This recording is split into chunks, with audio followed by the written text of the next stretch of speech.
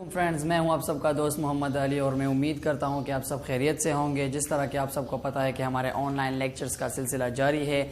Friends, आज हम 10th class के फिज़िक्स का 13th लेक्चर लेने जा रहे हैं। इससे जो पहला जो लेक्चर था, हमारा जो प्रीवियस लेक्चर था, उसमें हमने वेव्स से रिलेटेड बातें की थी, जिसमें हमने पढ़ा था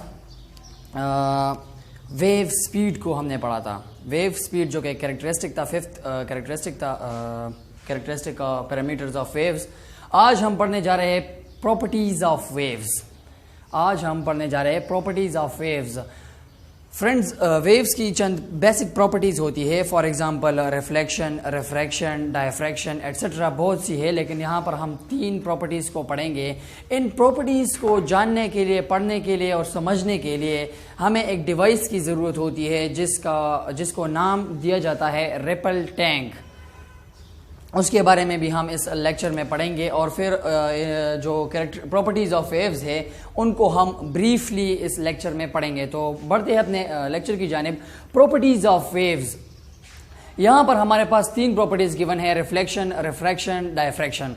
इन प्रॉपर्टीज को हम पढ़ सकते हैं या समझने के लिए हमें रिपल टैंक डिवाइस की ज़रूरत होती है। अब रिपल टैंक क्या है? ये एक ऐसा डिवाइस है जिससे हम प्रॉपर्टीज ऑफ वेव्स को पढ़ सकते हैं, जान सकते हैं और देख भी सकते हैं। ये एक डिवाइस होता है जो कि मुश्तमिल होता है एक शैलो ट्रे ऑफ वाटर, यानी कि एक टेबल होता है, जिस तरह कि यहाँ पर दिखाया गया है। ये एक टेबल होता है जिस पर वाटर स्प्रेड होता है, यानी कि वाटर उस पर पड़ा हुआ होता है एक टेबल पर। उसके ऊपर एक लैंप लगा हुआ होता है, एक लैंप उसके ऊपर लगा हुआ होता है। फिर इलेक्ट्रिक मोटर एक साइड पर लगा हुआ होता है, इलेक्ट्रिक मोटर, ताकि वो वेव्स के प्रोडक्शन के लिए लगा होता है। और एक स्क्रीन होता है एक साइड पर, या ज़्यादातर बेस पर ये मौजूद होता है, लेकिन आजकल जो नए आए हुए हैं उसमें एक साइड पर भी आता है। और ट्रांसपेरेंट बेस होता है। यहाँ पर से जो रिफ्लेक्शंस आती है इस टेबल से, तो वो ट्रांसपेरेंट बेस पर पड़ती है और वो बेस इसको रिफ्लेक्ट करता है टुवर्ड्स स्क्रीन।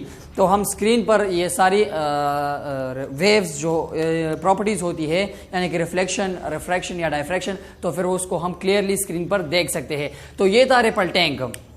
अब फॉर एग्जांपल इस रिपल टैंक में हमने जो है लीनियर वेव्स क्रिएट कर दी है, और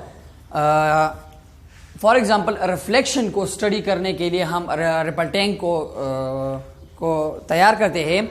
अब for example in linear waves के सामने हमने एक बैरिज या बैरियर रख दिया, जिस तरह के यहाँ पर लगाया गया है। फॉर एग्जांपल ये एक रिपल टैंक का एक हिस्सा है, वहाँ पर हमने बैरियर रख दिया है और यहाँ से हमने वेव्स को क्रिएट कर दिया है, लीनियर वेव्स को।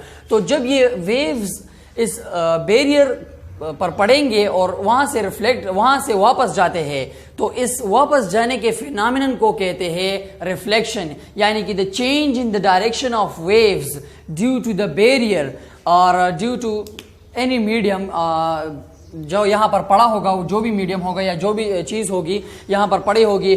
तो इस चेंज इन डायरेक्शन, इस वेव्स के इस चेंज इन डायरेक्शन को हम नाम देते हैं रिफ्लेक्शन। मैं एक बार फिर से कहता हूँ कि फॉर एग्जांपल ये एक रिपल टैंक का एक हिस्सा मैंने ले लिया है, उसमें एक बैरियर मैंने लगा दिया है, एक यहाँ पर लगा दिया है। और जब मैं लीनियर वेव्स को यहाँ पर क्रिएट करूंगा इस रिपल टैंक में, तो जब ये वेव्स इस बैरियर पर पड़ेंगे तो इनकी डायरेक्शन में चेंज आ जाएगी। ये यहाँ पर स्ट्राइक करेंगे और वापस हो जाएंगे, अपोजिट डायरेक्शन में चले जाएंगे।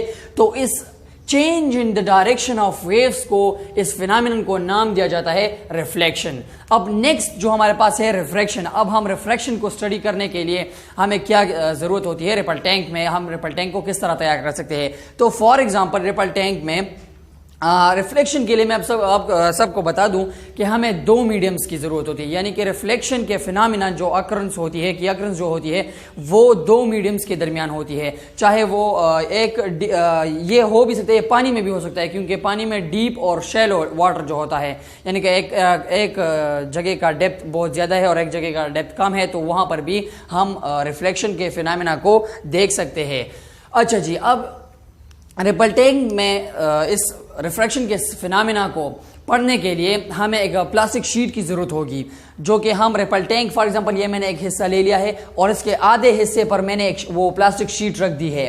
फॉर एग्जांपल ये अब ये अलग मीडियम हो गया, ये अलग मीडियम हो गया, ये प्लास्टिक मीडियम है, ये वाटर मीडियम है, प्लास्टिक वाटर में ही पड़ा हुआ है, लेकिन वेव्स को जो है ये इसकी डायरेक्शन इसकी स्पीड में कम कर देगा, क्योंकि ये अब यहाँ पर रिफ्रैक्शन होगा। तो जब हम लीनियर वेव्स क्रिएट करते हैं रिपल टैंक में और वो वाटर मीडियम पर जाती है और वाटर मीडियम से सीधे जाती है directly into the paper sheet के ऊपर वाले हिस्से पर जब जाती है, तो यहाँ पर slide change in the direction आता है, क्योंकि ये आप देखिए कर्व हो गया है, ये स्ट्रेट थी यहाँ पर, अब थोड़ी सी कर्व हो गया, ये कर्वेंस जो यहाँ पर आ गई है, ये चेंज इन द स्पीड की वजह से आ गई है। यहाँ पर जो आप कर्वनेस देख सकते हैं, तो ये चेंज इन द स्पीड पर आ गई है, क्योंकि ये मीडियम अलग है और ये मीडियम अलग है। तो इस change in the speed of waves due to the change in the medium, this phenomenon is known as refraction. The change in the speed of waves due to the change in the medium is called as refraction. अब next जो हमारे पास है diffraction.